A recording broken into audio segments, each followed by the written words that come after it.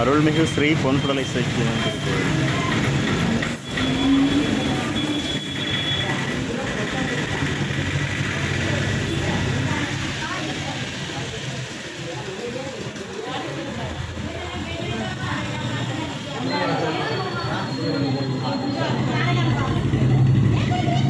ஒவ்வொரு மாதமும் தமிழ் மாதத்தின் கடைசி வெள்ளிக்கிழமை அன்று சிறப்பு பூஜை நடைபெறுவது வழக்கம். இப்போ சிறப்பு பூஜை முடிந்தவுடன் அனைவருக்கும் அன்னதானம் வழங்கப்படும். இன்று சிறப்பு பூஜை முடிந்து மக்கள் அனைவரும் புறப்பட்டு கொண்டிருக்கின்றனர்.